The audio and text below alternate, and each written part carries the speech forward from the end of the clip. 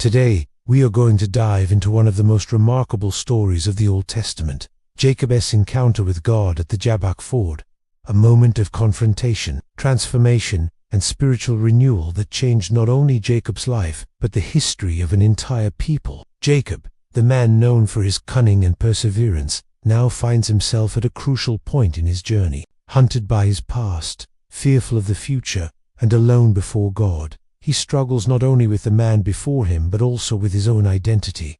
What can we learn from this story? How does it apply to our lives today? Join us in this powerful reflection on meeting God and the transformation He brings when we surrender completely to Him.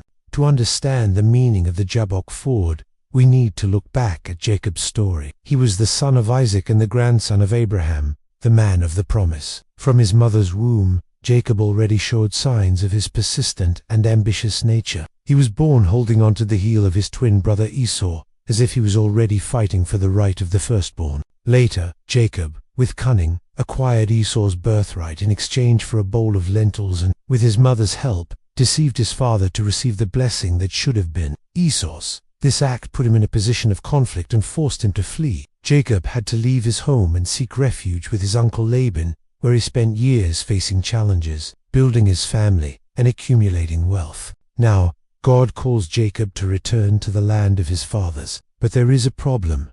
Esau, the brother he deceived, is waiting for him. Full of fear, Jacob tries to solve the situation with his own strategies, sending gifts to appease Esau. Yet despite all his efforts, he knows he needs something greater. He needs God. It is at this critical moment, in the silence of the night by the Jabbok River, that Jacob isolates himself. He separates his family, sends away his possessions, and prepares for a decisive encounter. This scene leads us to the central point of the story, the struggle at the Jabbok Ford. In the solitude of the Jabbok Ford, Jacob finds himself completely vulnerable. He is separated from his family, his possessions, and his strategies. At this moment, he prepares for something he could never have predicted. Suddenly, a mysterious man appears, and an intense struggle begins. Jacob, known for his persistence, does not give up.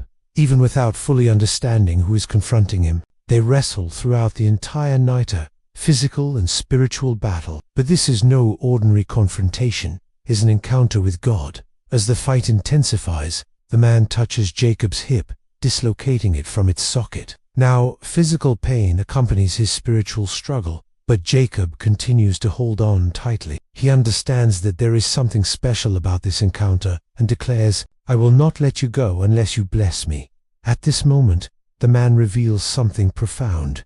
He asks for Jacob's name. This detail might seem simple, but it carries immense meaning. By stating his name, Jacob is not just identifying himself, he is confessing his history. He is admitting, "I am Jacob, the deceiver, the usurper." But everything changes when the man declares, "Your name will no longer be Jacob, but Israel, because you have struggled with God and with humans and have prevailed." This was not just a physical encounter, but a spiritual transformation. Jacob was confronted with his own identity and received a new one.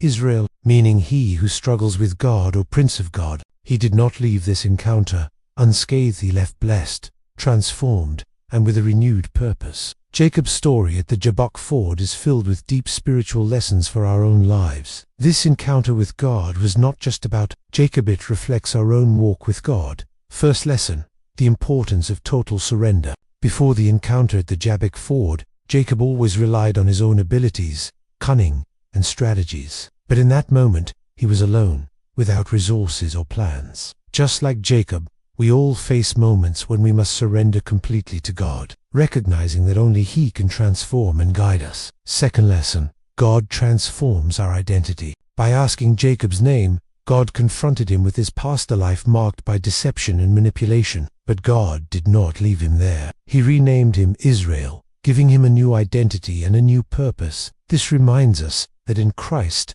we are made new creations, freed from our past so we can live out God's purpose. Third lesson, blessing comes through perseverance. Jacob wrestled all night and refused to give up. Many times, in our faith journey, we face struggles and challenges that seem endless. But Jacob's story encourages us to persevere, for God's blessing comes to those who trust and remain steadfast. Fourth lesson, the scars we carry remind us of God's grace. Jacob left that struggle with a dislocated hip, walked with a limper, physical reminder of his encounter with God. Likewise, the difficulties we face in life may leave marks, but they also remind us that God is with us and transforms us through the battles we endure. Jacob's story at the Jabbok Ford shows us that the most challenging moments in life can become the most transformative. Jacob entered that night as a man marked by his past, but he emerged at dawn as Israel with a new name, a new identity, and a renewed purpose. Just like Jacob, we all face our own Jabbok Ford's moments of solitude, struggle, and surrender. But it is in these moments that God meets us, confronts us, and transforms us. He not only gives us strength to face our battles, but also reminds us that even in our weakness, His grace is sufficient. May this story inspire us to trust in God, even when everything seems uncertain, and to wrestle in prayer, knowing that He is faithful to fulfill His promises. Remember, God not only calls us by name, but also gives us a new name and a new future when we surrender our lives to Him. Did you enjoy this story? Don't forget to like the video, share it with someone who needs this message, and subscribe to the channel for more biblical stories and faith reflections. See you in the next video.